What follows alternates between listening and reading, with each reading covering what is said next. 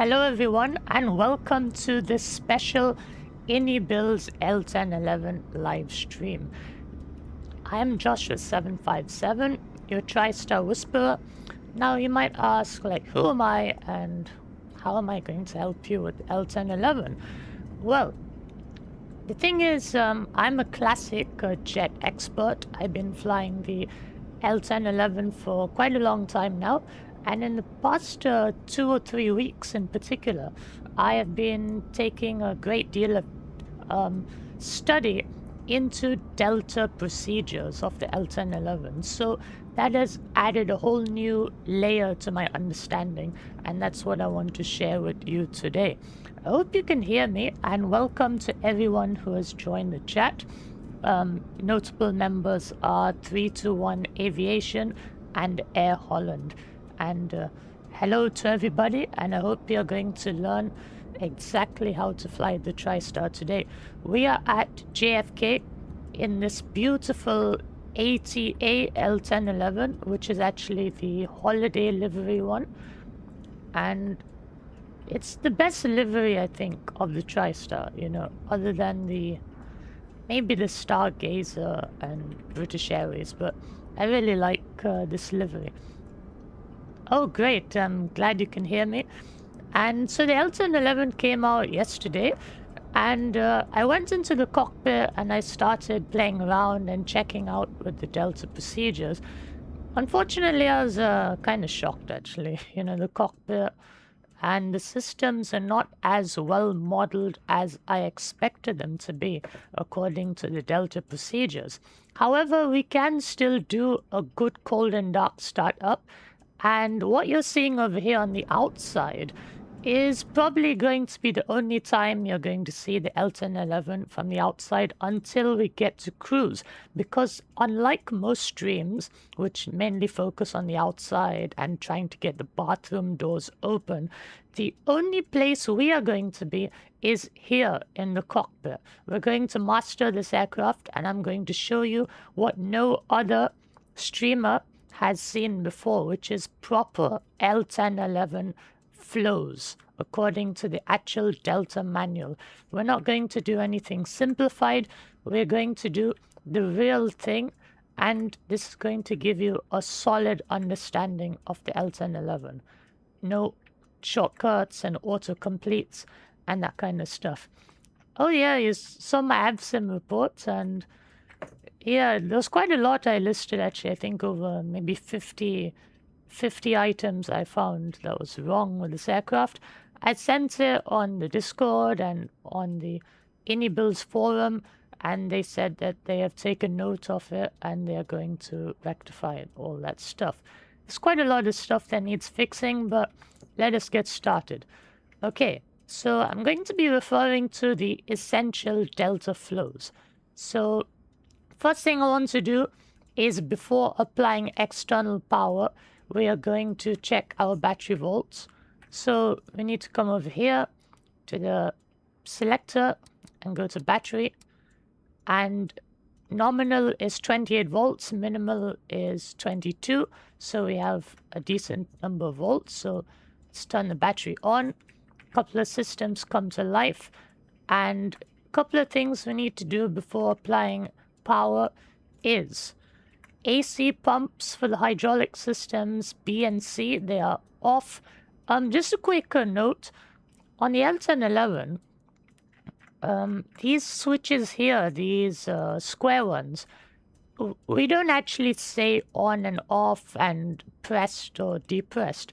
We actually say latched and unlatched. So if it's pushed in, it's called latched. And if it's pulled out, it's called unlatched, abbreviated as UNLC or something like that. That's how it is in the manual. Now, if it's these buttons, that's when I'm going to say pressed and, that kind of stuff. But for the switches, the correct way to say it is latched and unlatched. Okay, so a couple of considerations before applying power. AC hydraulic pumps are unlatched. Power transfer units are unlatched as well. Master radios, which are over here, they need to be latched in. There we go. So latch master radio number 2 and the essential one in. A couple other considerations is passenger oxygen should be unlatched, like so. Latching that would deploy the oxygen masks in the cabin, which is not good. A couple other things, throttles at idle, fuel levers at cutoff, speed brakes and flap positions agree with whatever we saw on the external inspection. Weather radar is off, HF radios are off, and stabilizer trim is set to 0 in order to avoid mismatch between the control column and the elevators when hydraulics is pressurized.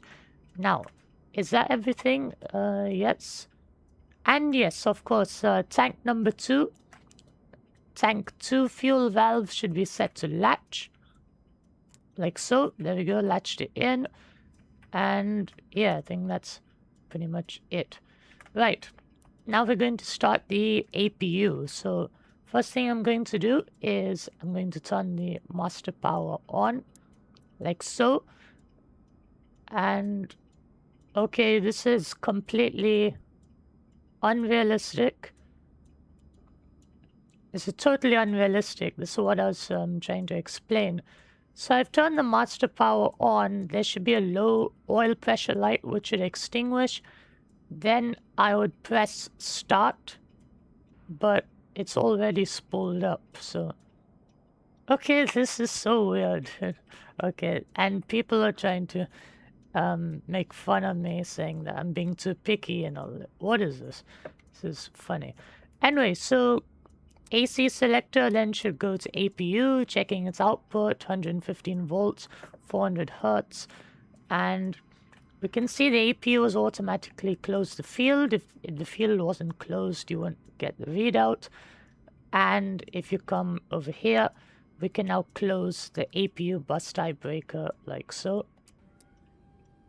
There we go. And as you saw, the battery amps flipped in the other direction. It's now being charged and the aircraft is now powered up. And another thing you can see over here is this should actually show some load. You know, it shouldn't be 0. You'd also press the K-vars and check that they are less than 81. And yeah, it's currently 0, so this needs to be fixed. Couple of comments in the chat. Love the detail you go through to analyze the level of detail in these add-ons. The people complaining about your fair criticism are why standards for MSFS add-ons and free fall. Yeah, I do agree, and I thank you for your kind words. And another comment from Max West is, don't let them drag you down. Yeah, that's obviously. That's true, and I don't let any of this drag me down. You know, flying is for fun. If not everyone likes to have proper immersion, there's nothing I can do about that.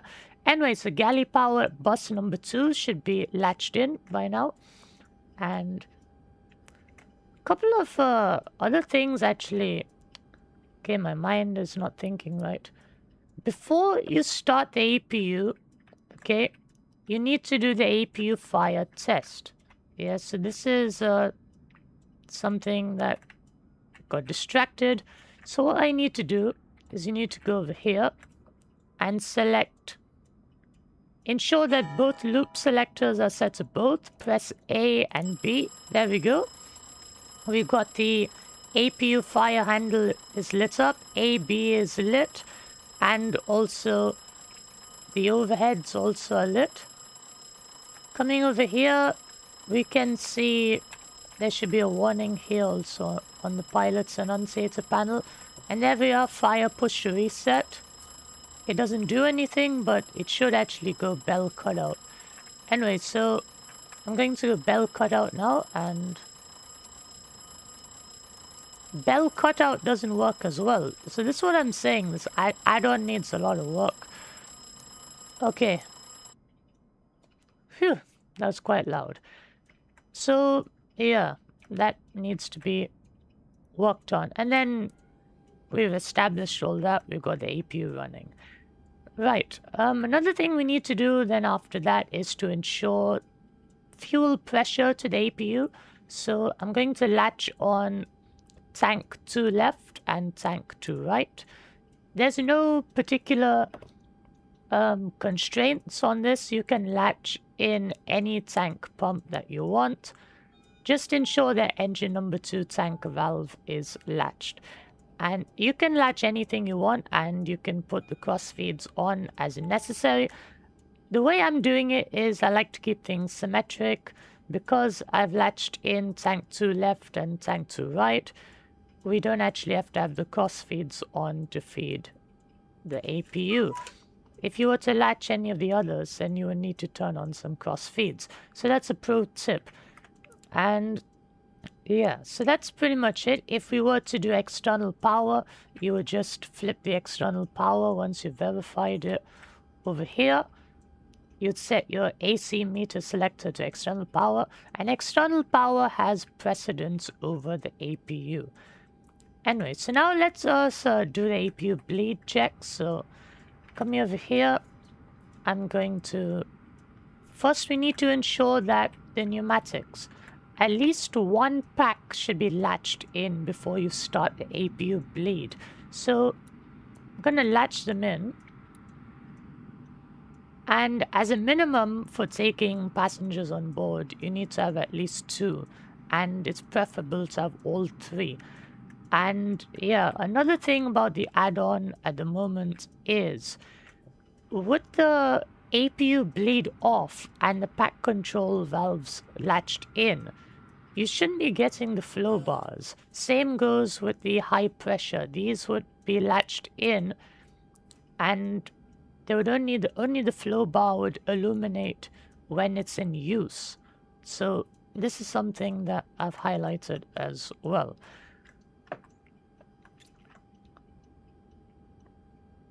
So coming over here, we can select minimum mode. Minimum mode is the normal, and open up the APU bleed like so.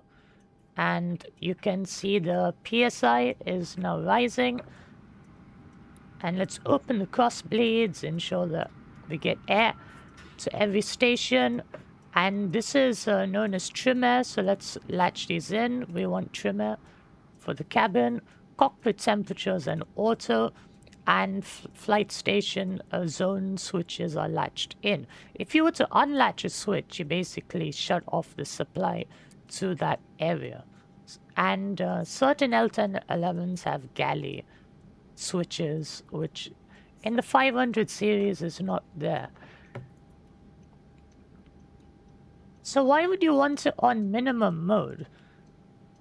So that's a good question actually, and you can have it on normal. There's some constraints. On normal mode you get a little bit more air, so generally you like to have it on minimum, but maximum mode is something, it's only temporarily. If I go to maximum, okay, this is another issue. When you go to a maximum mode, it's actually controlled by a spring-loaded switch. So it shouldn't allow you to stay in maximum mode. So you would have to physically hold the switch down in maximum mode. And it's only temporarily. So this is another item that you need to take note of. Couple of comments in the chat. The model systems. Yeah. The visuals are quite good on this add-on, you know, I'm not complaining about that at all. The visuals are good. So that's all done, and now let us continue with the rest of the flows. So the next thing we need to do is get the INS sorted out. So coming over to the overhead, we're going to go and turn them on to standby. There's 3 of them over here, and now we can enter in our present position. So coming over here to the INS, we're going to firstly set it to test like so. You can see all the lights are working, and yeah, all good. So let's go to position, ensure that INS number 1 is on remote. INS number 2 I mean auto, sorry, I'm saying remote. INS number 2 should be on auto. And the Delta procedures say that INS number 3 should be on manual. And just testing all of them out.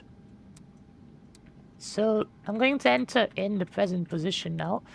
There is no shortcuts for doing this. You have to do the whole thing. So let's see. We can use this GPS over here. We can get our position from here, I believe.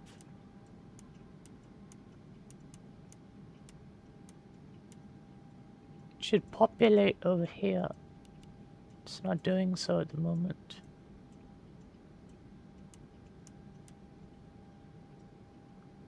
You can always get it from the flight plan. That should be more than enough. So just loading up the Simbrief.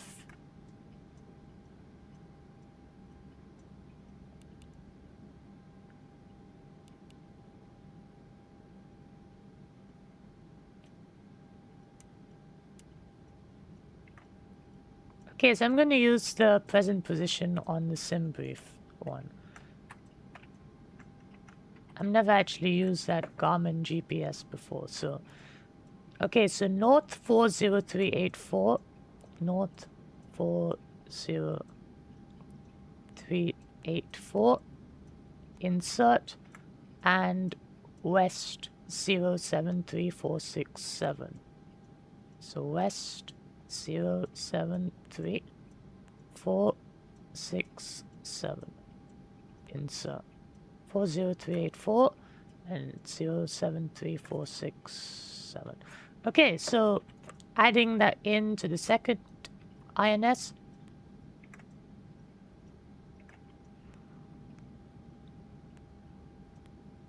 And always remember to press insert. There we go, already made a mistake. North 40384. Insert. And west 073467.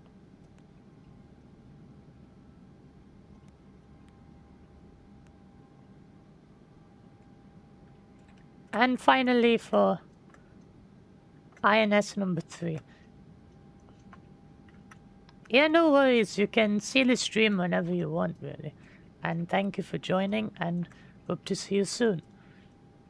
Okay, so the next one, present position, north 40384.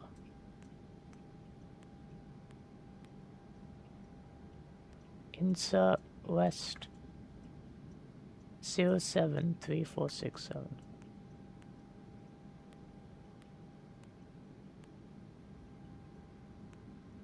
Okay, so that's the tricky part done.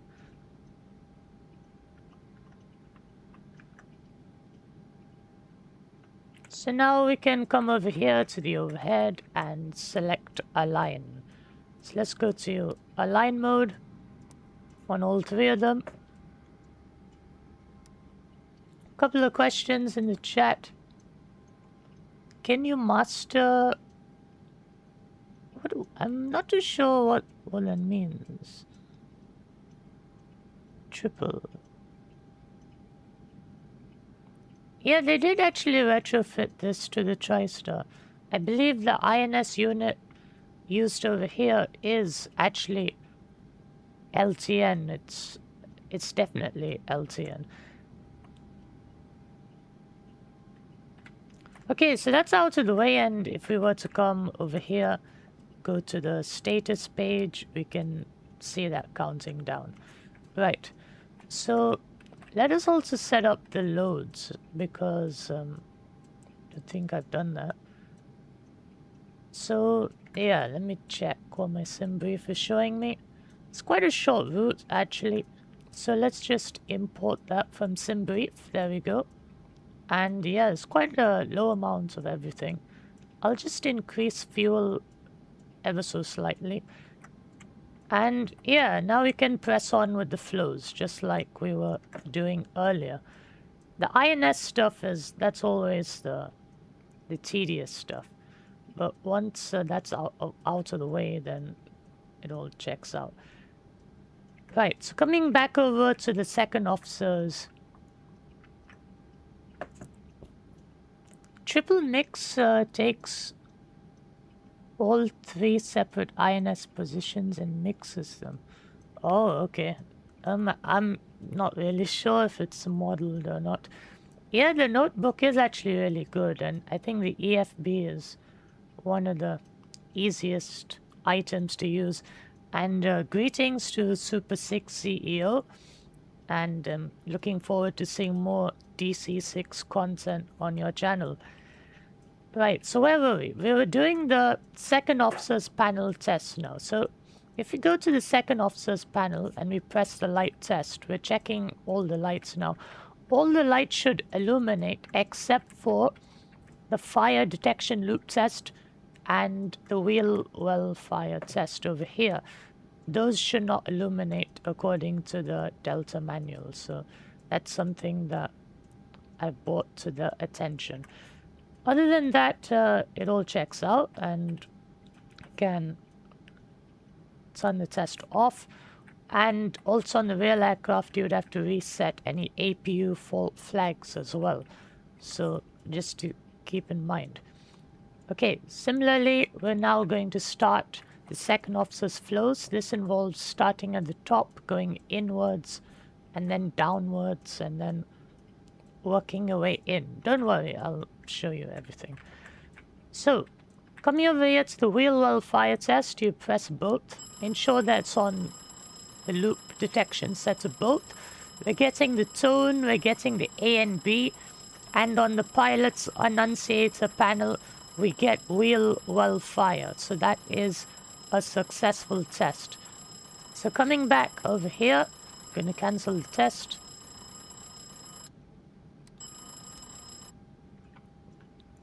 And it all checks out. Oops. Click spots. There we go. Similarly, coming over here, engine, turbine, cooling, air test, pressing each of them individually should lead to no lights. But if you press them together, that's when the fun happens. However, in this simulation, pressing them individually actually does the trick, which is... Yeah, someone was at the door. It is a nice mechanical doorbell. It's like, I think it's like one of those alarm clocks that I've got that it physically rings a bell. Similarly, fire detection loop test, we did this earlier, but ensure that all loop detection selectors are set to both. Press A and B together. And yeah, now we should get the APU fire and the 3 over here, the master fire warning, and yeah, that all checks out. And you can go bell cutout, but that's somehow not modeled yet. Anyway, fire extinguisher test, this is another one. What you do with this one is you press the test button, and you should see the main and alternate. And at the same time, you press the short, and that should cancel the warning. So that is a successful test. Tip clearance control system. Yeah, all engines basically have some tip clearance.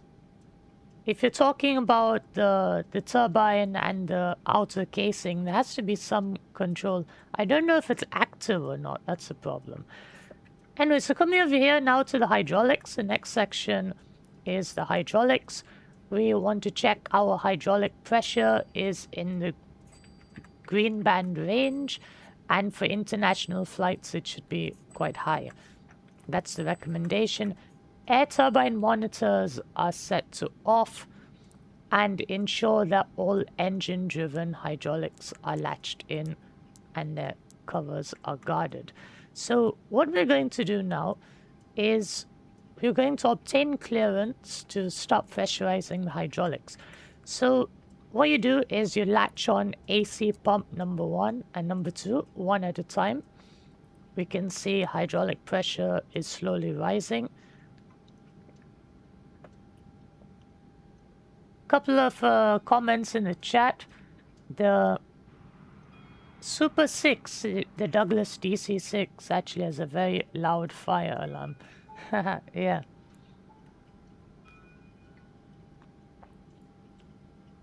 Okay, so as you can see, we've got pressure in AC pumps B and C, and then you turn on the PTUs like so, and now you can see the PTUs are pressurizing systems A and B. And obviously, you wouldn't get full 3000 psi if the AC pumps are giving 3000 psi. Your PTUs would maybe give you about 2600.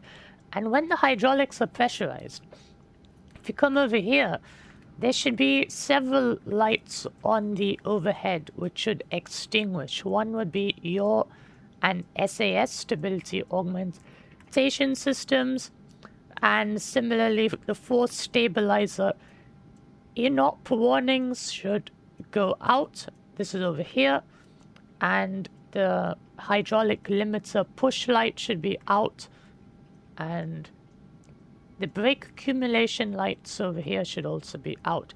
But the thing is, over here, these lights are already out, even with no hydraulics. So that's where the issue is, that I'm a bit doubtful as to how well modeled the system actually is. So, okay, so this is a good test hydraulics-wise, and let's unlatch everything, and let's move on to the next set of tests. Right, so coming over here to the electrics, we already checked the galley power 2 bus is out. APU is already locked in, powering the sync bus. Another thing you can do is you can close the fields for the engine-driven generators and close the bus ties as well. Latch them in, sorry, for auto-paralleling upon start. However, this is it's not working. So even after you do your engine start, you still have to do this. On some TriStars, it automatically does it. Yeah, I do have a new microphone, actually. It is a USB one. The other one was a analog one with 2 jacks. What does ATM stand for? ATM stands for air turbine motor. There's 2 of them for hydraulic systems B and C. And they use high pressure bleed air. So and they also help for what's it called? For high intensity stuff like a gear retraction, flap retraction. And when that happens on auto, they automatically take high pressure air. And that's when you would see the flow bars illuminate.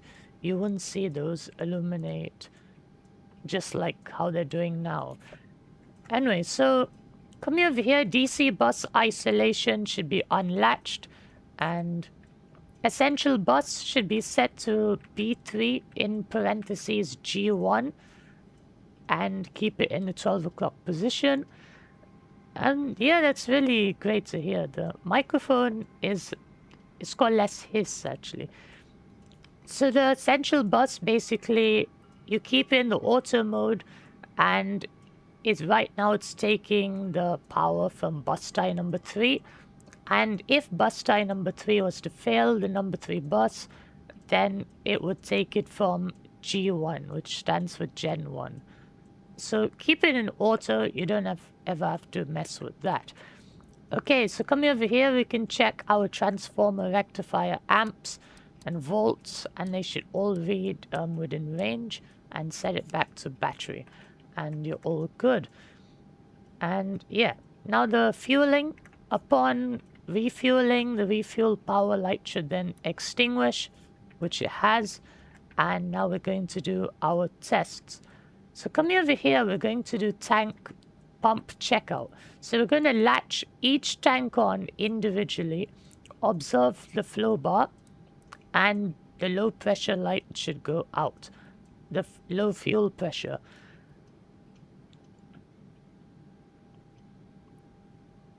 Yeah, it does turn bleed air into hydraulic pressure.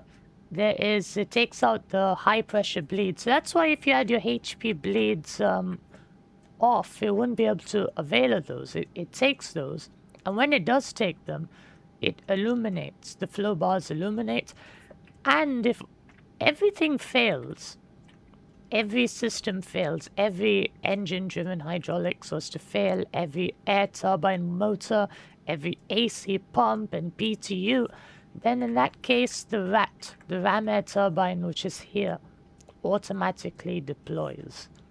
So it does have a ram air turbine as well. Okay, so we were doing tank pump checkout, so just latching each pump on, checking the low light goes out, and yeah, apart from the low fuel lights which should go out, it all checks out. Similarly, doing a fuel quantity test, so press quantity, all needles should then drive towards the maximum, which they do. Yeah, interested to see some stall tests. Yeah, we'll definitely get to that. So fuel quantity test, all pointers should drive to the maximum, and also this gauge here should increase. By the moment it doesn't. Similarly, we can check out tank 1A's quantity and tank 3A. We don't have any fuel in those tanks, so that all checks out. Similarly, the second procedure is to latch the transfers on and do the quantity test again, and it should show the low indication, which it doesn't look like it's doing. Similarly, you latch this on, it should show the inboard quantity on the outboard gauge, and similarly for this one as well. Right, and temperature select, just leave it on to tank, and you're fine. Okay, fuel used reset. If you had fuel used over here, press the reset. Press it long enough and all these should reset. Fuel control amplifier should be unlatched and the override light should be out.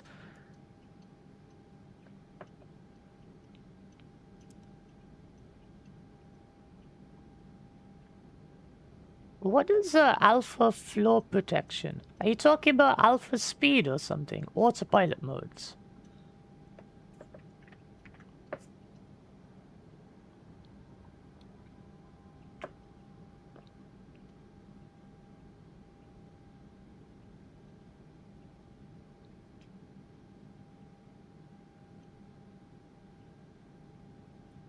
So similarly, fuel control amplifiers should be unlatched and fuel jettison as well should be unlatched, and that all checks out. Similarly, another thing we need to do is crossfeeds. Check the crossfeeds, so press them all and check that they illuminate. There should also be a blue disagreement light, which is similar to the in-transit light on the Boeings, and checking out the other tanks as well. Tank valves, they all check out. And oh yeah, gravity transfer. In case of 1A and 3A failing, there's always the gravity transfer as well. So press those, check those, and unlatch them and put them back. Yeah, the L-1011 does have an alpha speed protection. If you come over here, you can see at the moment it's saying IAS, but when you do toga over here, you press the toga button, it changes your mode to AOA, angle of attack, or alpha speed. And you can also see the flight bar directors have commanded a pitch to maintain approximately V2 1.25 times the stall speed, or actually something like that. It is an alpha protection. It definitely is. And we're going to use it on takeoff. Okay, so we've done with the fuel. We're now going to check the rest of the stuff. The fuel use counters we've rechecked, and checking our oil pressure. Oil quantity is checked. Minimal value is 14 quarts for dispatch. Temperatures are checked, and yeah, coming over here for the vibration, we're going to unlatch, pick up selection A, do the test, like so. And you would also do the test latching each one individually. And Lockheed actually says to use vibration pickup selector A because it's more reliable. Also, another thing is that when you do the test, you should see a corresponding warning on the pilot's annunciator panel, which isn't currently showing. Right. So, next thing we're going to do is the flight recorder stuff. So if this was working, you would come over here, put in your trip and date, and latch in the flight recorder. And yeah, just seeing what else we need to do. Cargo fire detection test. So put the selectors to both, and let's do the test. Also ensure that drain masters are off. Is this your first flight on this one?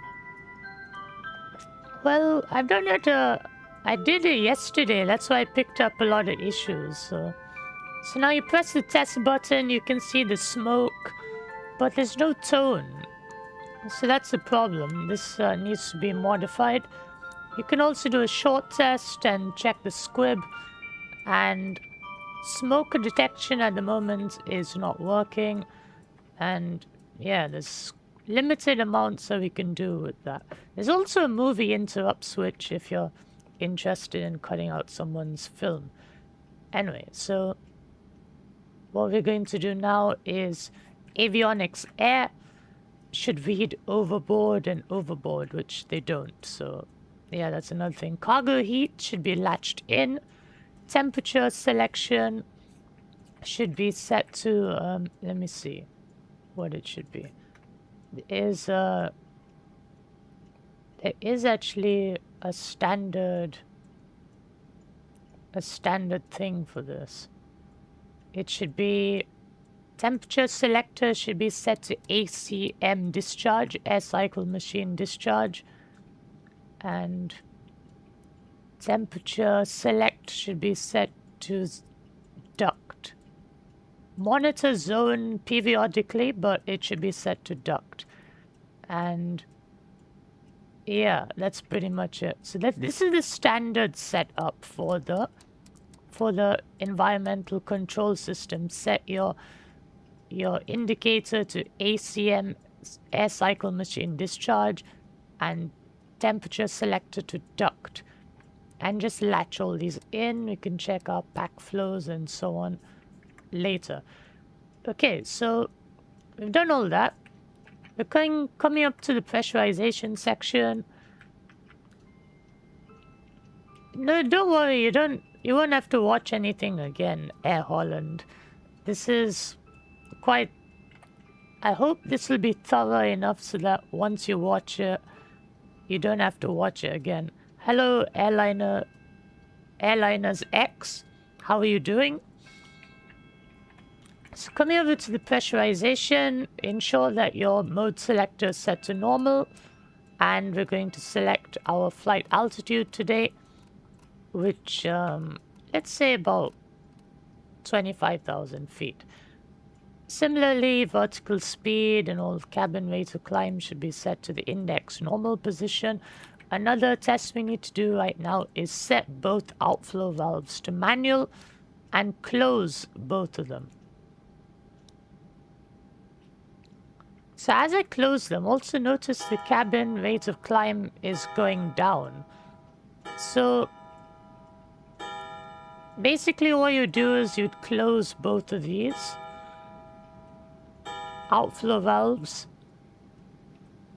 and you would close the second one as well. There should also be a fault light that should appear as you do this, which isn't currently simulated. The fault light would come over here. So yeah, it takes quite a long time to close them. Just then set them back to auto and see how they spring open again. So that's quite okay. Coming over here to the Aural warning test, we're going to test them all and pressing it. That's the overspeed test. cabin pressurization, unsafe landing, unsafe takeoff, and we can see a couple of annunciators are showing here, which is good, and flaps. And then when you're done with the test, the Delta procedure says leave it in the unsafe takeoff position. Okay, so that's a pro tip for you. Slat monitor is locked in and we don't have to do much with this. Brake temperature test. We can test out each system like so. And that all checks out. So that's pretty much the second officer's panel done. Other than, yeah, we need to do one more thing. Is this this section over here. We need to select our area overheat to system A and press the test and check out the overheat warnings, and there should be a corresponding warning on the pilot's annunciator panel over here. I'll only show it once. Over here, area duct overheat. So that warning is there and that checks out.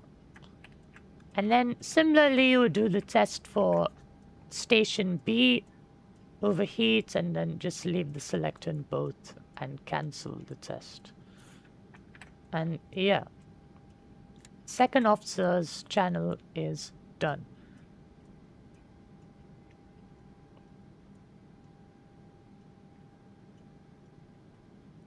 Okay, so now what we need to do is part of the before start checks, and then we'll do the pilot's overhead panel and that kind of stuff. So coming over here to the pilot's overhead panel, we can already see the nav lights are on. We've all aligned, so going nav on 1, 2, and 3. There we go, the ready nav lights are out. Coming over here, we can check a couple of things. Anti-skid, latch this in. It should automatically come on when you release the parking brake. So I'm going to release the parking brake. And there we go. Anti-skid automatically comes on. So that's a good check. Does the cabin pre-pressurize before departure? Yeah, it does. There's nothing like on the Boeing 737 Classic or the 727 that you need to select the pressurization mode from ground to flight. There's nothing like that. It's all automatic. I generally use flaps 10 for takeoff. Similarly, there's a test for the anti-skid, but it doesn't currently work. And yeah, we'd also ensure that all these are latched in, the FCES flight control electronic system. If anything is off like that, return them back latched in.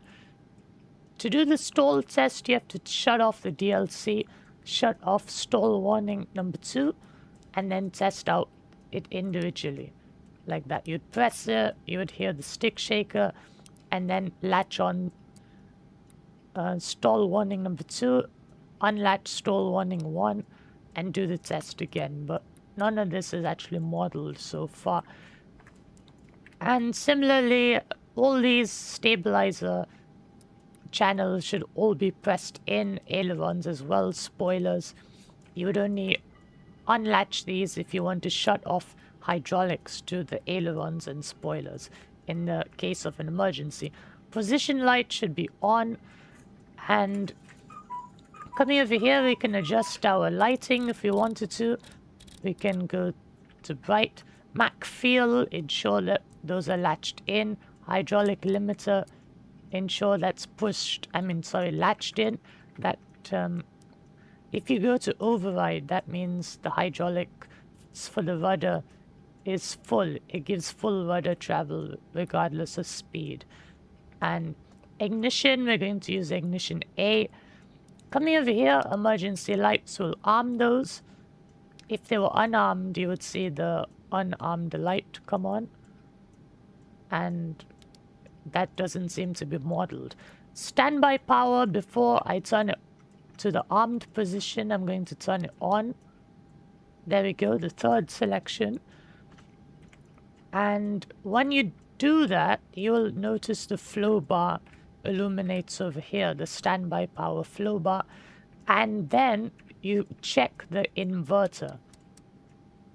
And once that all checks out, then you go back to the overhead and you set it to arm. How well does the DLC work on this aircraft? Well, I actually haven't really got to that stage and don't really know. Okay, so before start, we can also check out the evacuation signal, all that if we needed to. So the air data sensor heats, the probe heats, they should be off for engine start. The windshield heats, they should be off. The side windows, they should be latched in. And there's a test we can do over here for anti-ice with APU air enabled. You turn the manual ones to on, you press the test and it should read open, but it doesn't. Engine anti-ice is off. Let's turn the fasten seatbelt sign, no smoking, set that to on. Yeah, Airbus, I think, has spoiled you a bit too much. A bit too automated, aren't you? There's also a decent amount of lighting on this aircraft. And similarly, there's a advisory test. So you press the test button, observe all the lights are working. And coming over here, check these AFCS modes, they're working as well. Coming down, checking our annunciator panel. Just check that every light works. Gear handle, warnings. So we don't want to repeat of Eastern Air Flight 401. And yeah, it all checks out and yeah, it's all good. Coming over here, we're going to set up our AFCS. I'm going to turn the flight directors on. I'm going to set about 10,000 feet. Over here, on some L-1011s, you have to actually arm your altitude.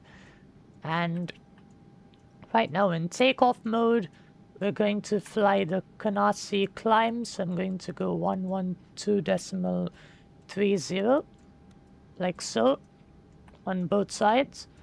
And one thing that you'll notice right now is the captain's CDI, course deviation indicator, doesn't work, which is quite disappointing.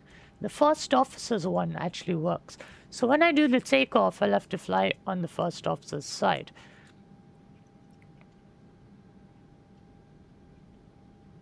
Yeah, the hydraulics are powered by the engines. You have engine-driven hydraulics, you have air-driven hydraulics, and you also have power transfer units. And even a ram air turbine as well. So there's quite a lot actually. A lot of standby systems, you know. There's no way it would just fail on you like that. Okay, so I was doing the Canarsie climb. I'm going to set 223 onto the course. And then we'll fly from there. There we go. I'm going to only set the first officer's side because this side actually doesn't work at the moment. Coming over here, another thing I need to do is I need to pressurize hydraulic system B and hydraulic system A and do the autopilot test. Thank you, Air Holland, for joining me so far. And yeah, it's perfectly fine. You can watch the stream whenever you want.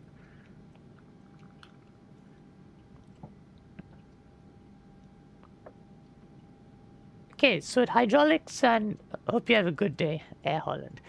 Okay, so with the stuff on, we need to do the autopilot test. So you set autopilot 1 into the command position. Then you press the autopilot disconnect on the yoke. The Wailer should sound for 2 seconds, and then you press the AFCS warning here once, and then you press the autopilot disconnect again. So let's do that now. Then press the alert, and then press the disconnect button as well. Similarly, autopilot 2, we'll check that out now. And press the yoke. You have to come to the first officer's side, press alert, and then press the button on the yoke again, and that cancels the warning. And that is the autopilot test complete. Okay, so that all checks out. Then you would do your test for your VOR, your standby one, set it to the test position. It should show 4 flags and 4 dashes and 4 zeros. It doesn't do that. Just set them both to the normal position. Coming over here, instrument transfer switches, they're dark, which is all good. If any of these were to become unreliable, you just select alternate, like so. Anyway, instrument comparator, we'll do that now. So press the test button. We're looking for the ATT sign as well. And yeah, AFCS warnings, we'll check those. There we go. AFCS modes, we'll check those as well. And they all check out. Marker beacons, check these as well. And come over here. Yeah, everything looks good. Max indicator pointer reset. Let's do that now. And QNH, let's see. Our ATIS is 128.725.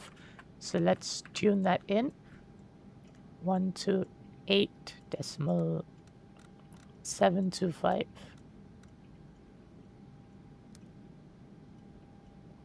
Kennedy Airport information Sierra 1800 Zulu. Wind calm. Visibility 9er. Sky condition clear. Temperature 15. Dew point 1 tree. Altimeter 2992. ILS runway tree 1 right.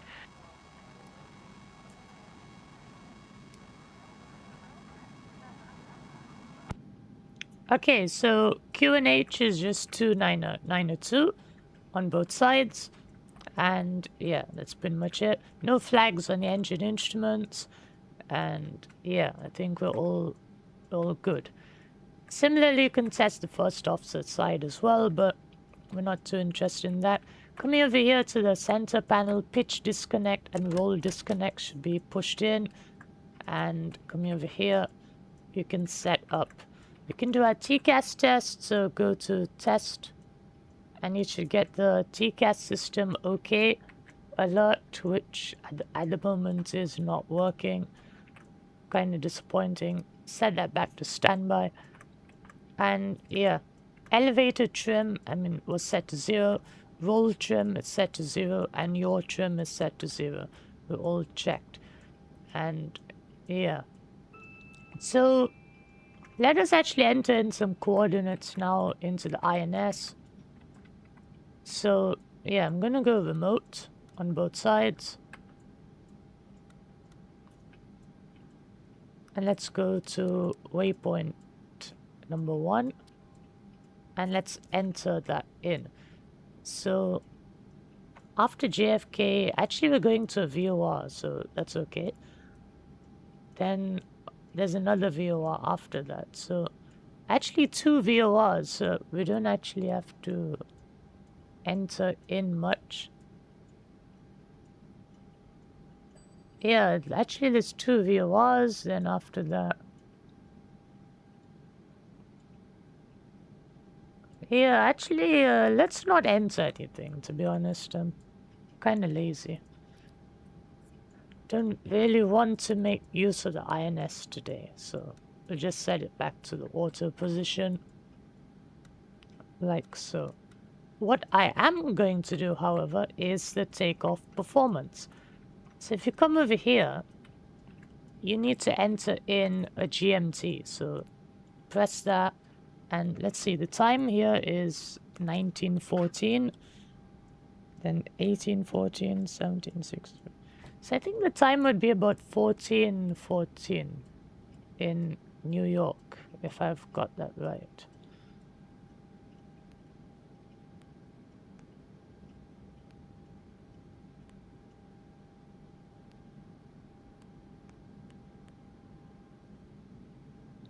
There we go. Pressure altitude is already given to us. Gross weight. Let's add that in. So the gross weight today is 358.0. So just 358. So come over here. Gross weight 358. Insert. Fuel right now is... How much fuel we got? 63.5. So 635. So press the arrow. 635. Insert. And saturated, static air temperature. Same as total air temperature when your stationary is 10, 12, 14, 15 degrees. So there we go. Insert. We've been given a takeoff EPR. Let's go next page. We got some climb data. And climb 250 knots until 10,000 feet, then 320 knots until Mach 0.82, and then climbing on Mach 0.82. EPR is 0.512 and then 0.563. Altitude optimum is 370, and let's see, according to my Simbrief flight plan, I'm meant to be flying at about flight level 320. So let's add that in. Insert. And yeah, that's pretty much it.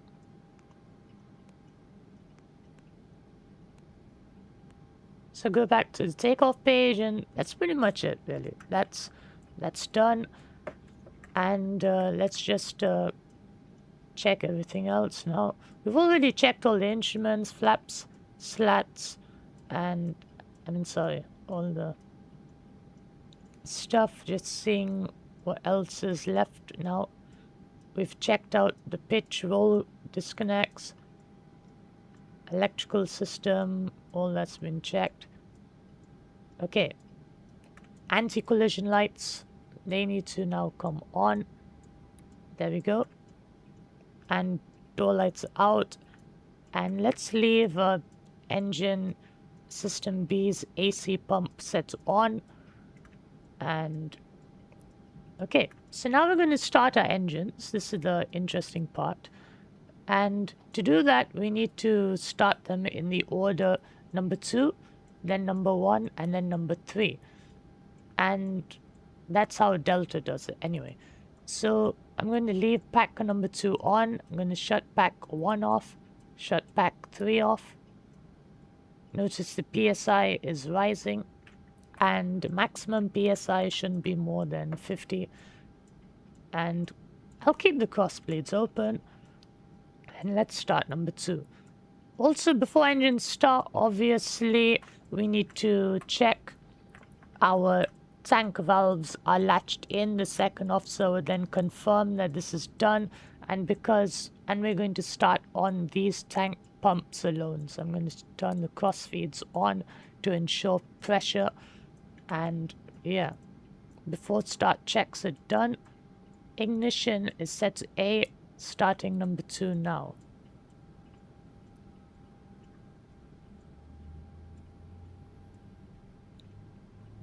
Oops, it looks like I pressed 2 of them. So I'm gonna go ground start release, pressing just number 2. There we go, valve open. Engine number 2 is spooling up.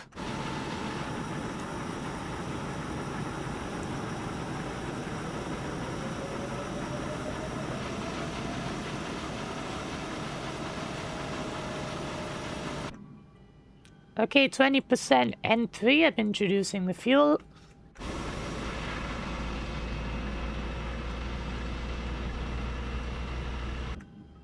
And there we go, we have a successful light on engine number 2.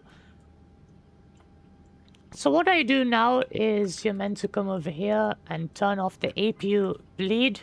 Don't mix APU and air sources. And then just cross bleed start the rest of the engines. The cross bleed's open, we have enough pressure, and also let us start the push back. And we'll start the other 2 engines like that.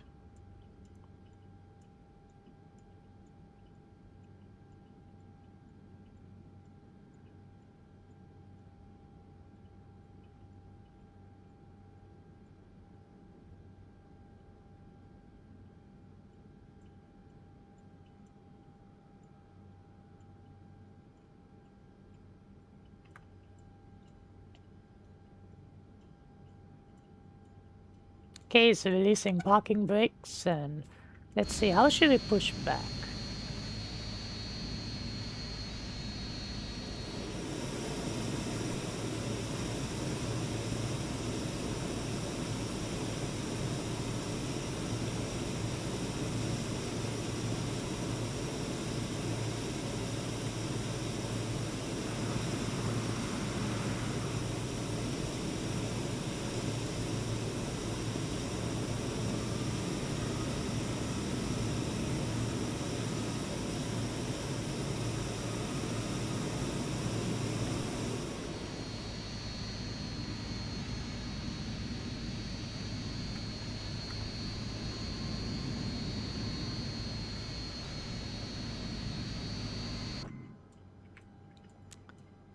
Okay, so let's start engine number 1. There we go, valve open. Engine 1 is spooling up.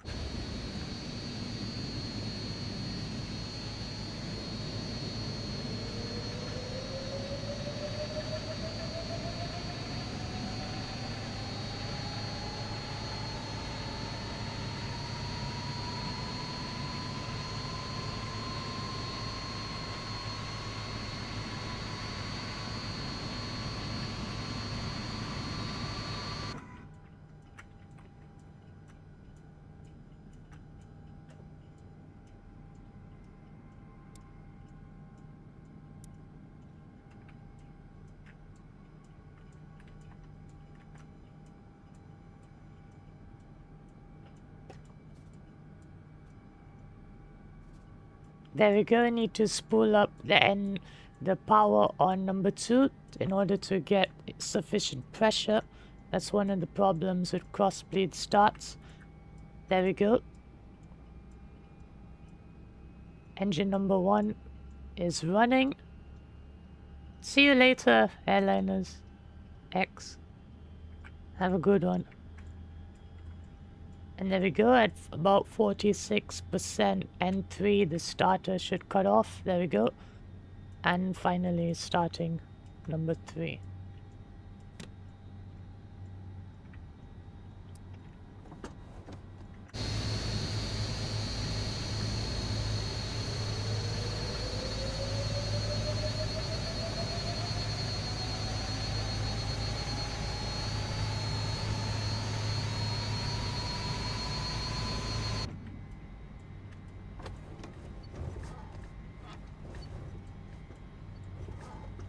There we go, number 3.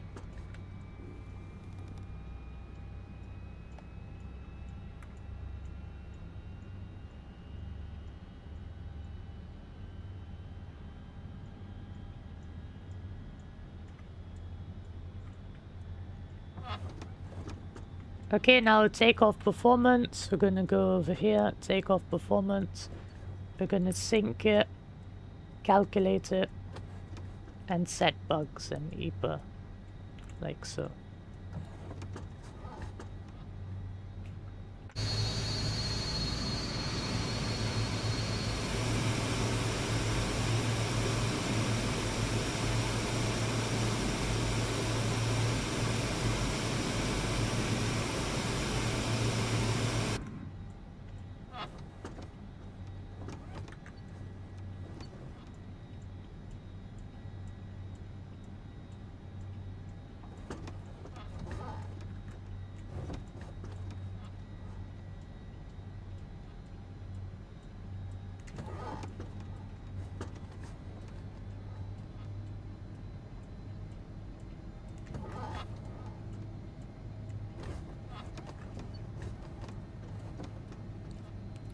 Okay, so takeoff EPR is 0.643 and initial climb is 551.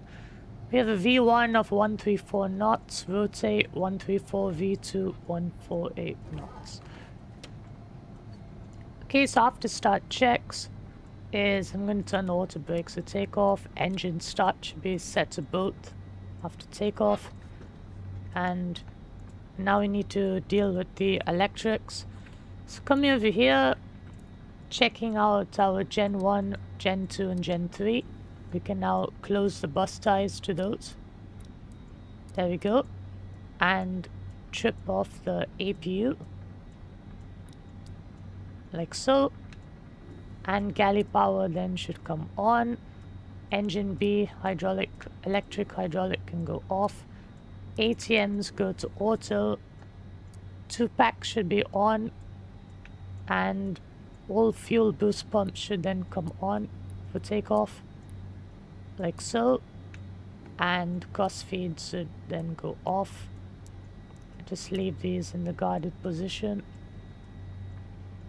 And finally, APU bleed should go off.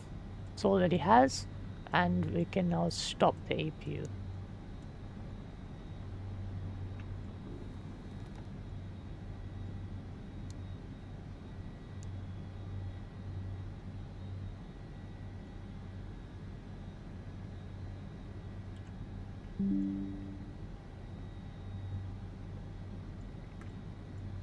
So now just taxiing along to runway 31 left and just relying on the APU to start shutting down. And it seems to be stuck at the moment. Pressing the stop button. It's not shutting down.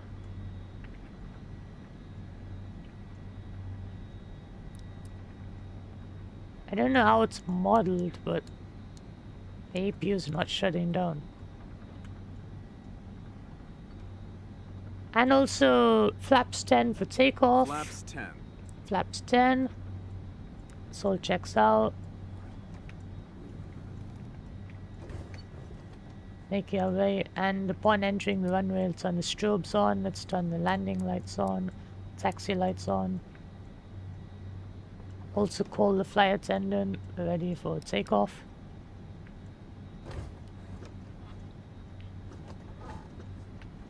And I'm just going to stop over here and just ensure everything else is checked. Electrical system, that's the only warning we have left. Also transponders, set that to TARA. Like so.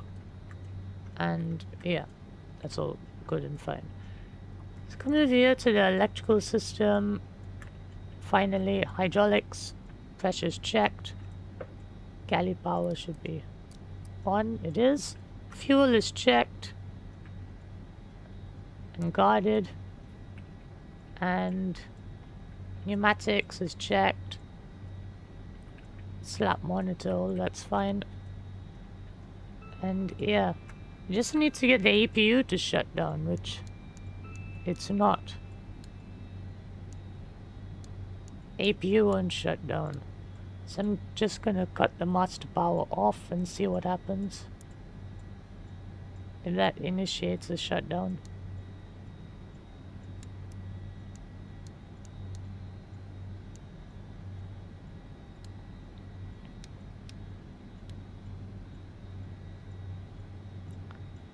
Okay, so the APU actually is refusing to shut down. You know, this is definitely a modeling issue.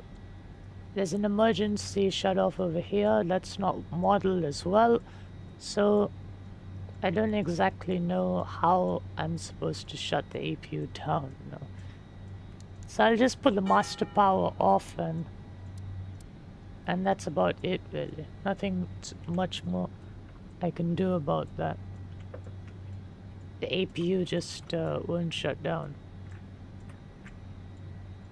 Electrical system.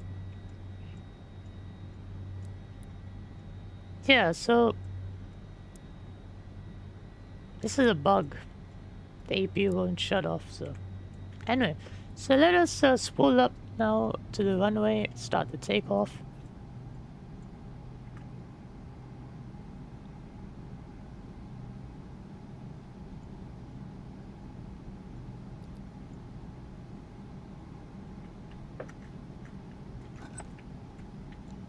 Also, speed brakes are armed. If they were not, then it would tell you over here. The DLCs would be off.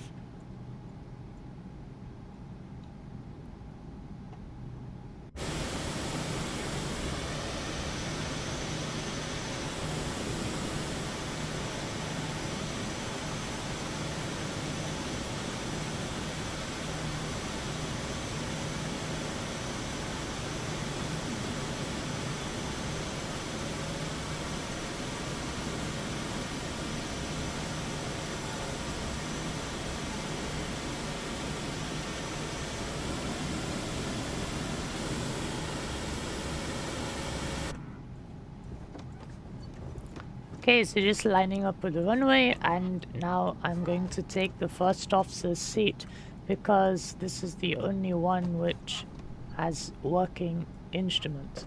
So I'm going to press toga. There we go, we got flight director guidance, and now we're going to set our... One more thing is stabilizer trim. What was that? Takeoff performance. It was already calculated here. Stab trim is 3.77. That's the one thing I didn't do. There we go. Stab trim 3.77. Okay, brakes release, and we're now going to apply takeoff thrust.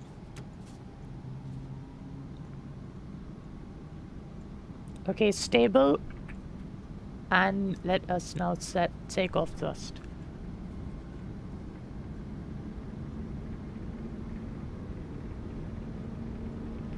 .643 we're after.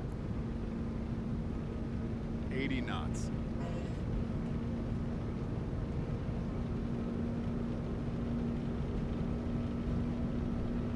Rotate. V1. Okay, rotate. Positive rate, gear up. Gear up. Rate of climb.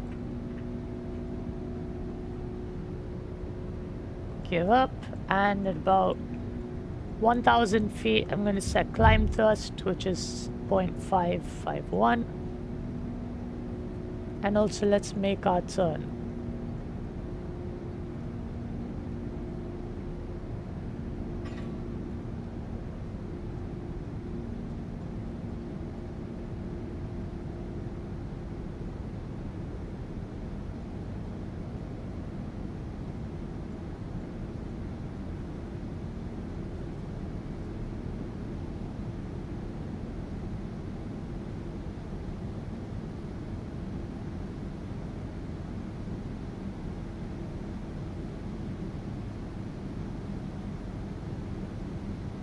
Okay, we're already at 4,000 feet, so let's start to accelerate. So I'm going to go to vertical speed right now, and I'm going to dial myself something nominal. And then we're going to start retracting. Okay, so gears up. Let's set it back to neutral. Gear up. Set the gear back to the neutral position. There we go. And let's get flaps up. Forward. Hey, how are you doing?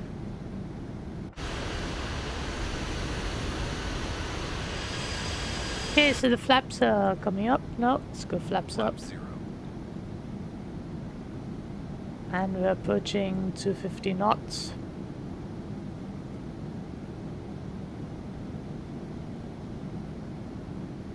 And as we approach 250 knots, I'm going to go IAS hold, and I'm going to engage the autopilot.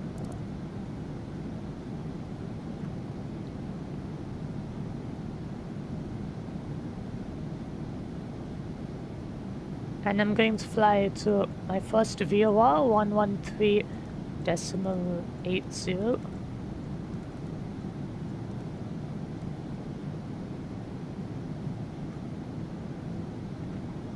And set the course for that.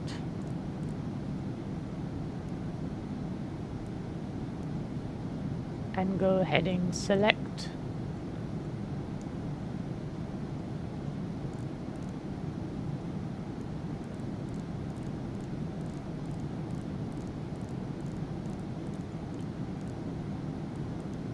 Yeah, it is indeed quite interesting to see the wide body without any glass cockpit in Microsoft Flight Simulator. That altitude alert 1,000 to go. I'm just going to reset this now. I'm going to go back to IAS hold.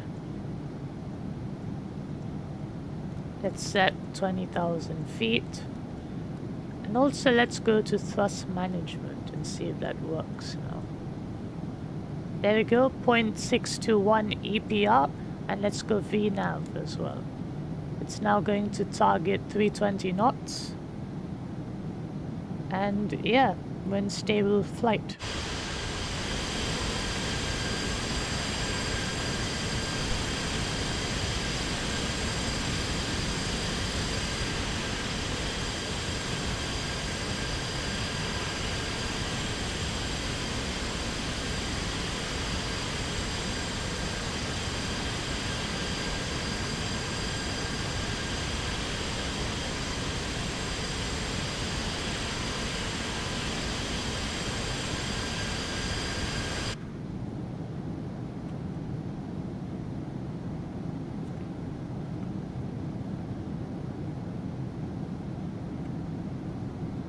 So right now in VNAV, targeting 320 knots, and yeah, let's get the landing lights off, don't need those anymore, and let's get the seatbelt signs off.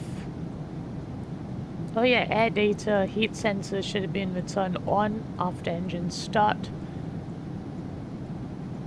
That's why it's always good to give yourself a look.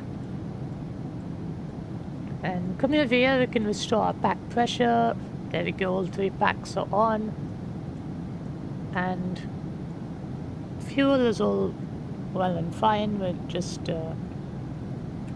going tank to engine for the time being.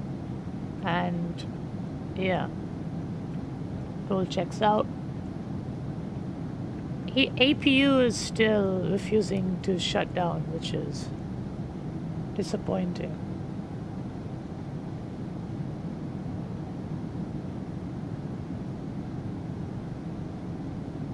Yeah, the livery is actually, it's probably my favorite one. That's for sure.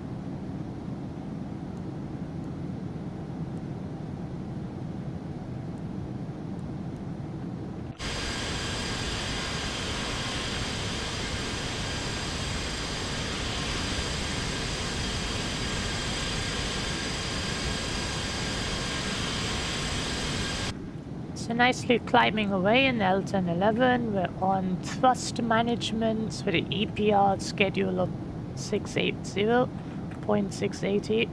If we go over here, we can verify that. EPR 0.680.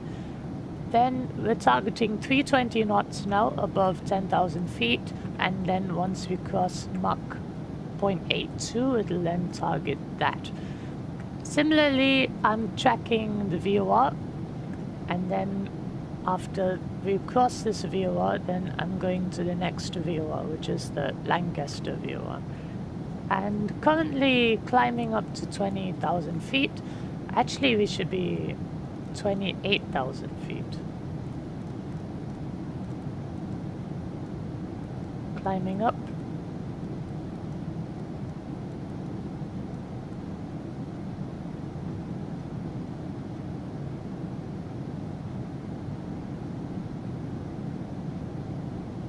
Some jokes in the chat.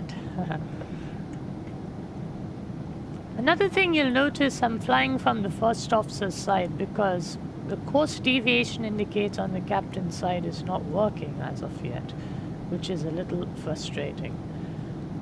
And even the INS also was acting up funny, so I'm switched to VOR navigation.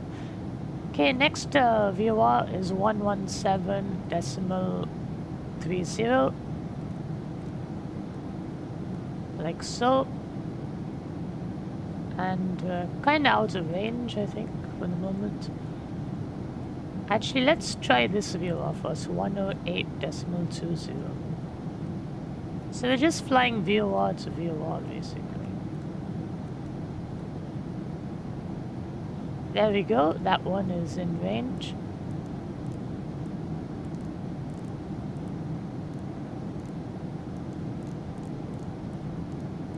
Just there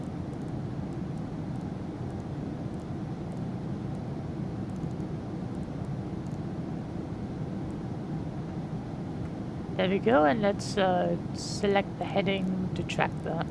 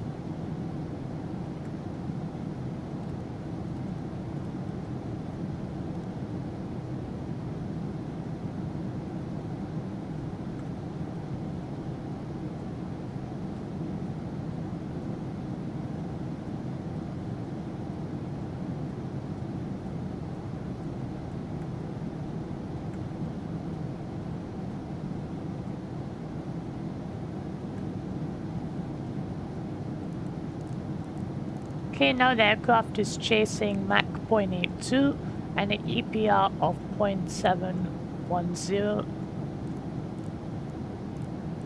So it's quite an intelligent system. It's working out the best EPR for our climb.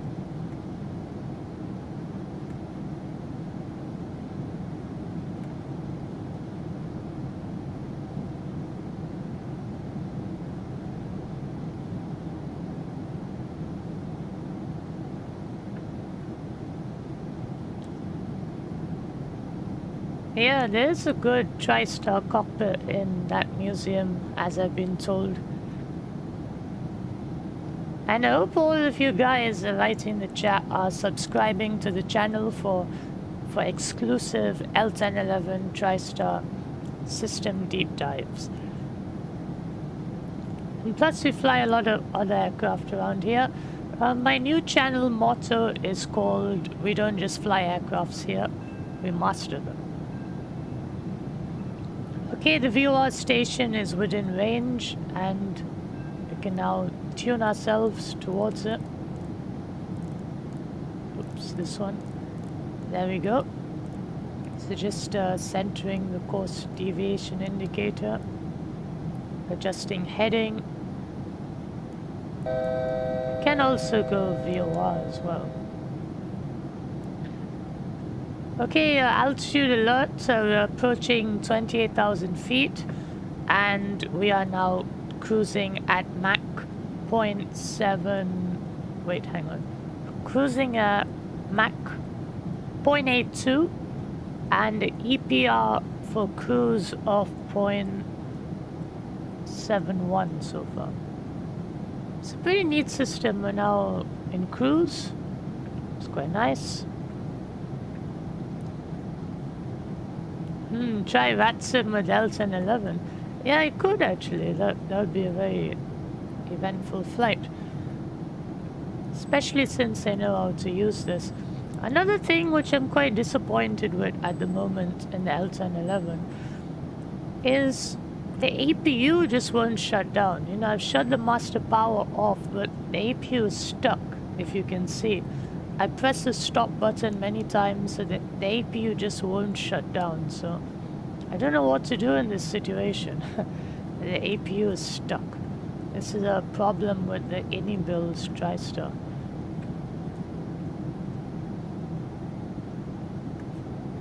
It's kind of disappointing.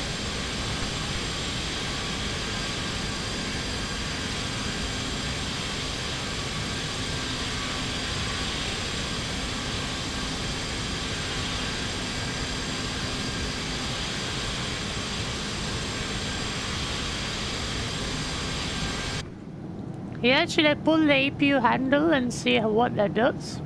Are we talking about this one, right? The fire handle. So should I pull that and it should auto shut down, isn't it? And that's why the auto fire shutdown should be armed, right? Even that's also not lit up anymore. I don't know what's going on with this APU. So yeah, I'm going to pull the handle. There we go. Nothing happens. That's a problem.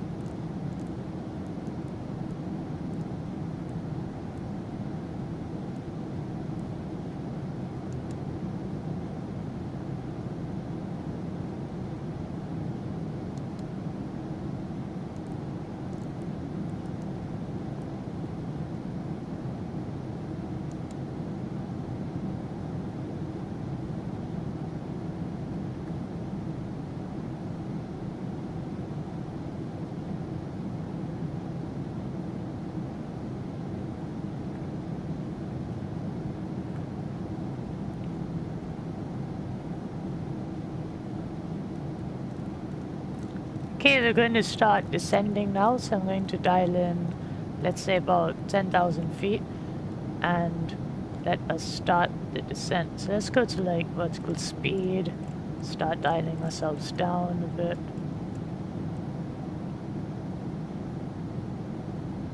And let's go to about, let's have a 250 knot descent.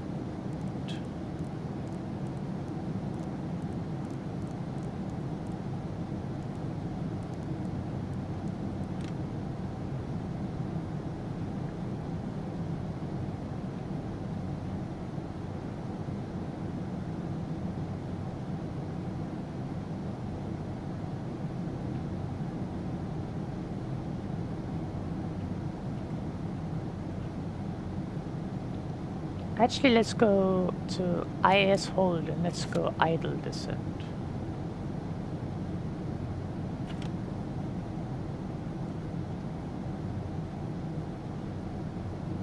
Nothing much you missed. We're just starting the descent now. I took off and flew a few VOR to VORs, and now just making our way down, basically.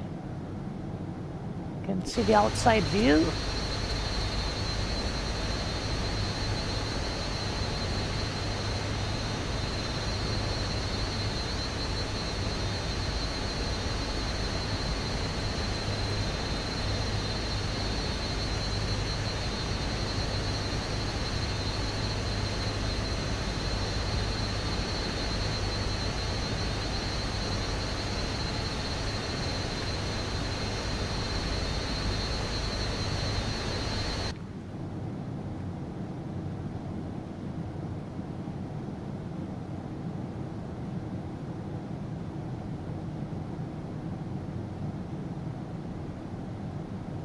Also pull out some speed brakes.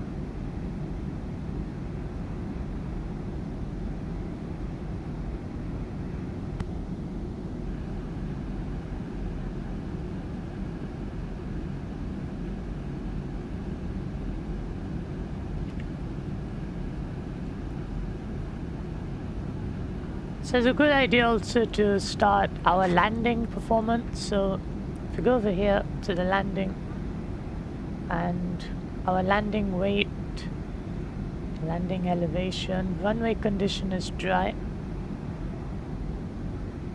So just gonna check out the airport information.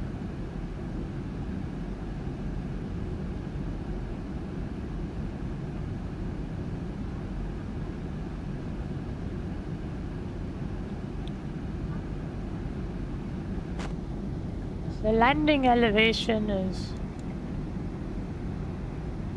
285 feet, so put that in. Okay, altitude alert, we've reached 10,000 feet.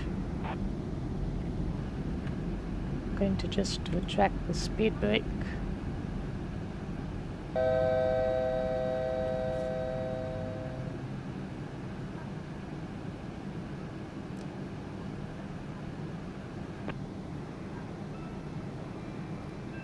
And let's maintain about 250 knots.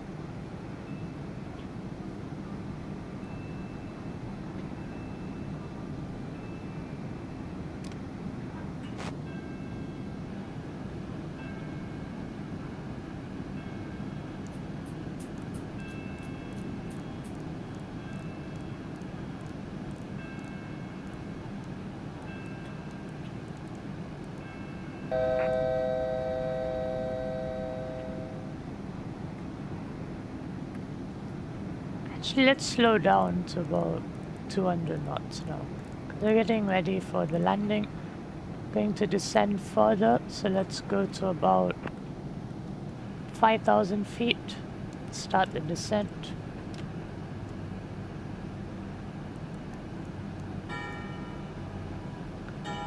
So we got landing elevation, landing weight. We can come over here and check that out.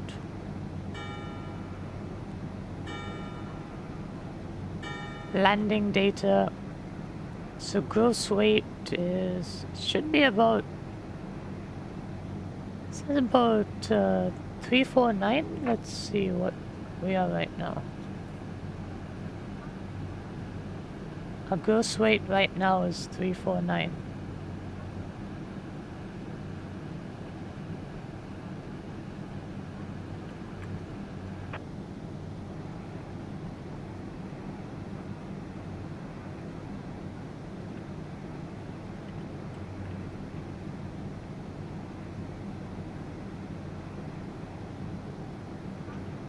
Let's go 349 and set. Calculate it. So VREF of 144 knots, which is the speed at which you'll touch the threshold, is different. So we have flaps 0, speed 204. If we go to 184 knots, we can go flaps 4. So let's do that. Go flaps 4. Flaps 4.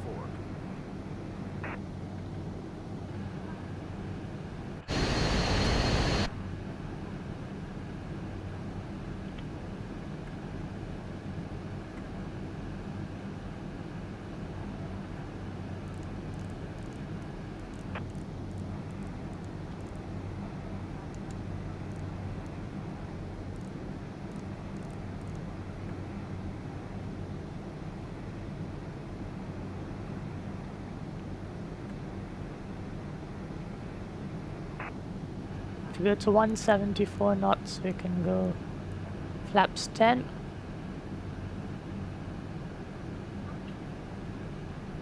Let's get some speed brake out.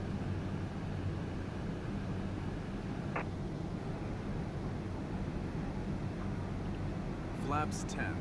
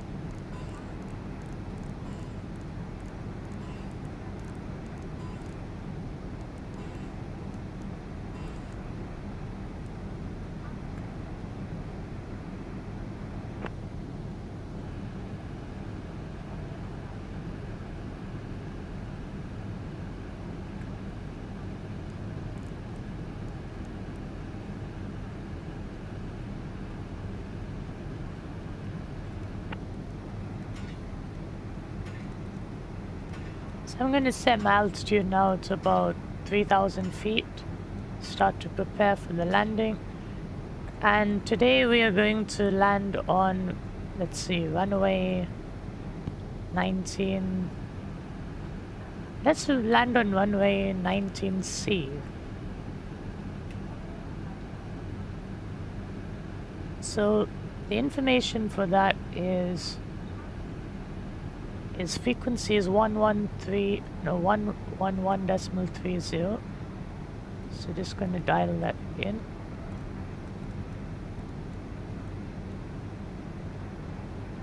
111.30, and the localizer heading is 191. So just going to dial that in.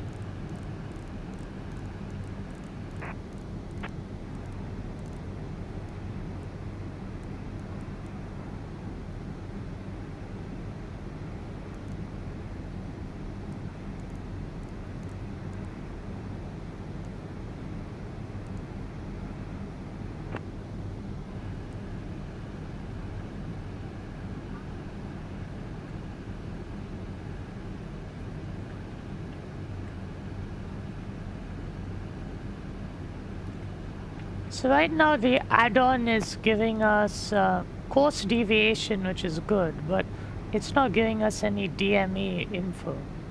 So that's something that the developer has to work on.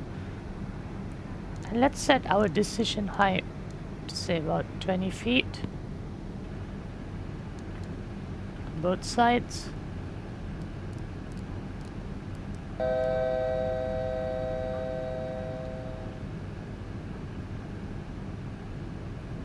Okay, altitude alert, 1,000 to go. We've captured 3,000 feet.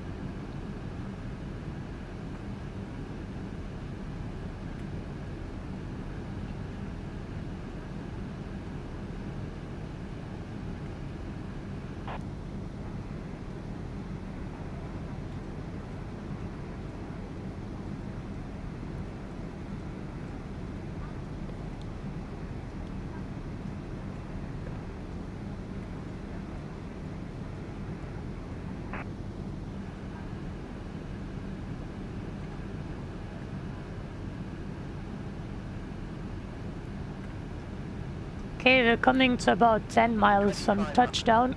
That's what a little nav map tells me, so I'm going gear down. Gear down.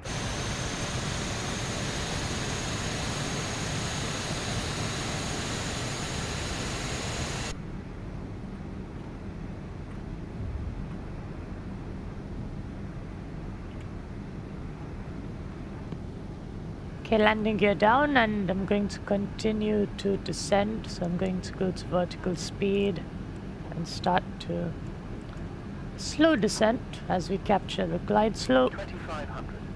And I'm going to slow down to 149 knots for the landing.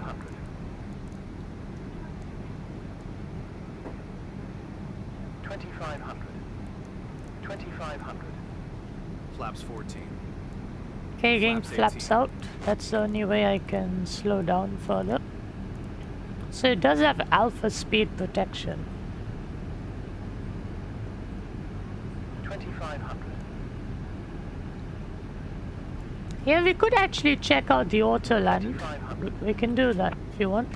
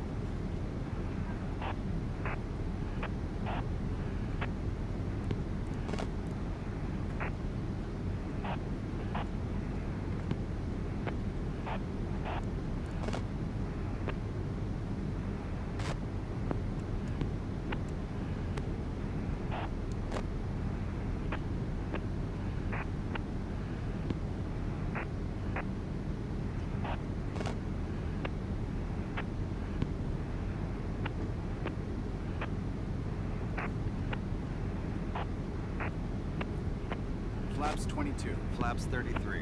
Okay, so we've gone beyond flaps 30. That's what I wanted to do because now the DLC comes active.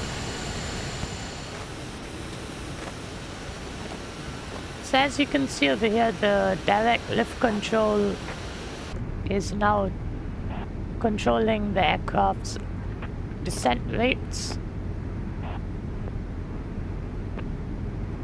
Okay, so we're coming up on VOR lock. Let's turn towards it. Let's go VOR lock as well.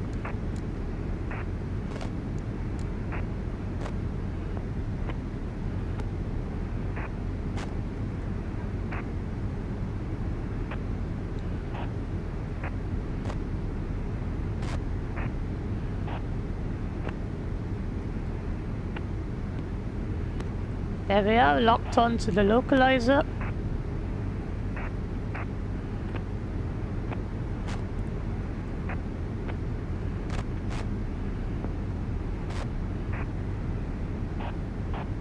And next is glide slope capture. So let's prime the auto throttle, the auto land. So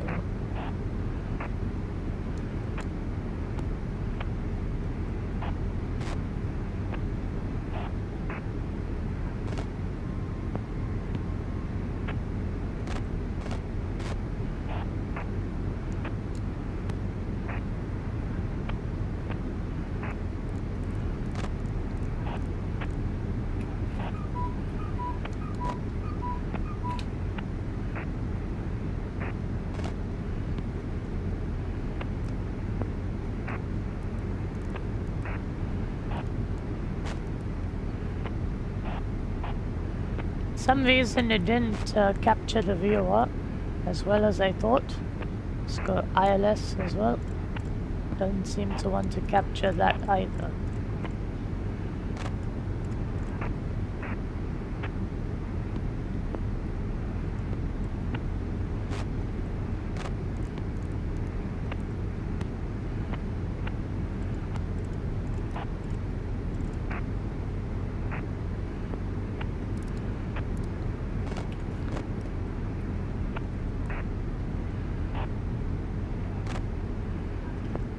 Okay, so I'm disconnecting the autopilot now, going to do a manual landing. The VOR lock for some reason is not working. ILS also is having tough time, so we'll just land manually. Set our auto brakes for landing.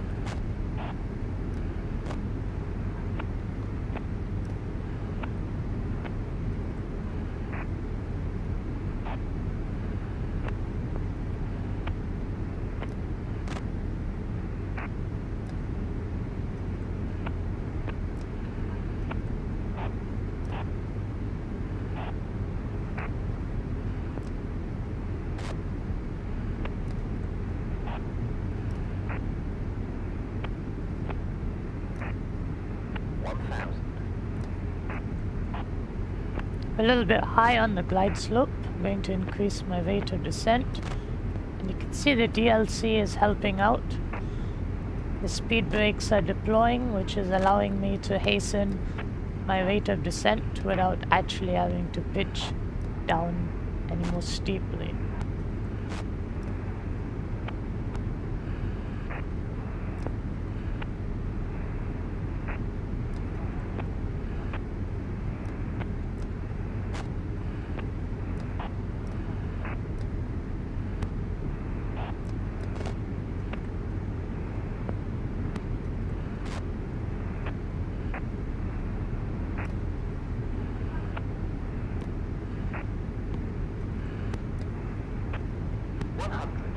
Okay, 100 feet.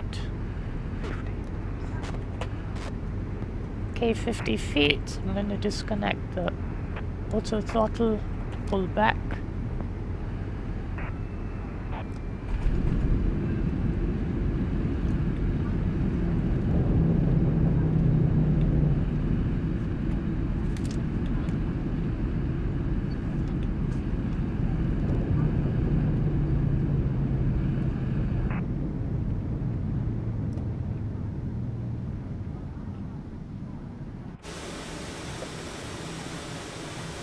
Okay, reversers out.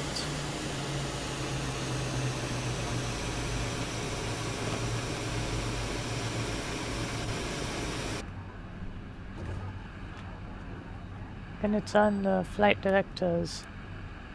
They're off. And now we just turned off the runway. Let's turn the auto brakes back off as well. Okay, so we successfully landed. I think we landed a little bit fast, but we're okay. Now we'll just taxi somewhere and we'll stop.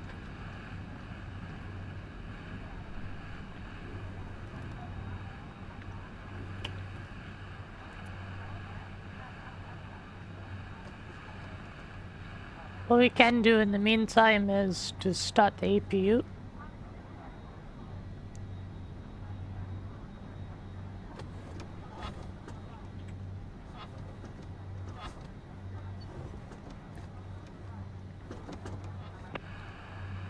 So let's get the flaps back up.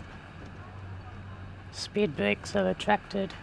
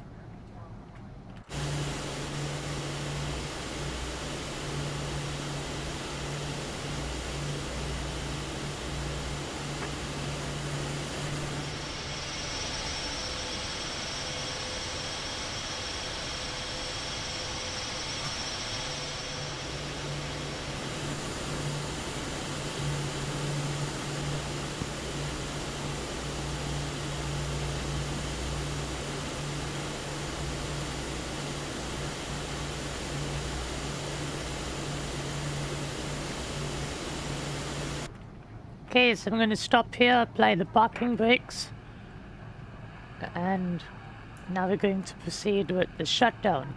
So the APU is started up. We can check its output. We're going to APU. Actually, first close the field, and now let's switch back to APU. And a couple of things we need to do before we shut down is the transponder can now go back to standby, and we need to go to the overhead. We can turn off the fasten seatbelt sign, the no smoking,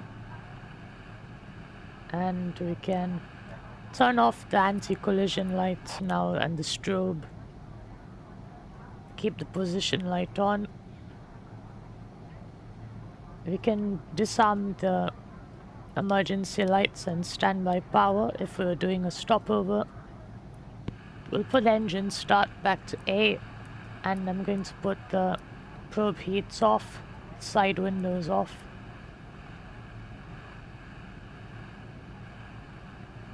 Coming over to the flight engineers panel, going to turn off the air turbine motors.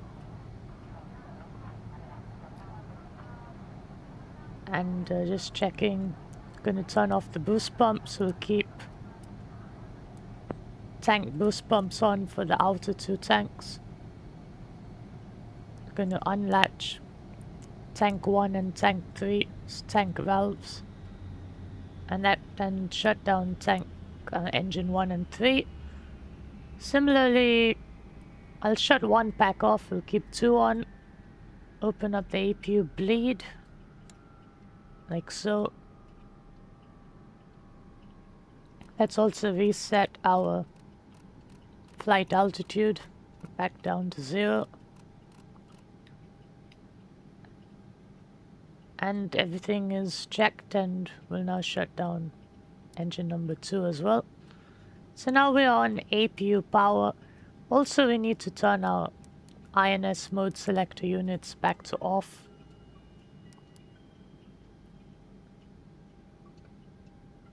There we go, and the aircraft is now shut down and passengers are ready to disembark. If we were to prepare for a proper stopover, we can shut off the APU and wait for that to spool down. You can also disarm the emergency lights, set them both off. Standby power also set to the off position, and then we can just shut off the aircraft. Can turn the battery off, and there we go. The aircraft is fully powered down and ready for the stopover. So hope you enjoyed this L-1011 flight. The L-1011 for Microsoft Flight Simulator is certainly an interesting one. It just came out, but unfortunately it does have quite a few design improvements that need to be done in order for the aircraft to become truly enjoyable. And I hope those fixes happen soon. I've already written to the developers about it, and they said that they are taking my suggestions on board and will try and fix them hopefully soon. And the aircraft will then become more usable, more enjoyable. And I hope the tutorial was useful. And this is one of the only tutorials which will focus on the depth of the L-1011 rather than just focusing on the superficial, such as the views, the scenery, and so on. Today we dived into actual L-1011 procedures, standard operations according to Delta's manual, and also I hope this gave you a good systems overview of the aircraft. And I hope you'll join me for more L-1011 videos shortly.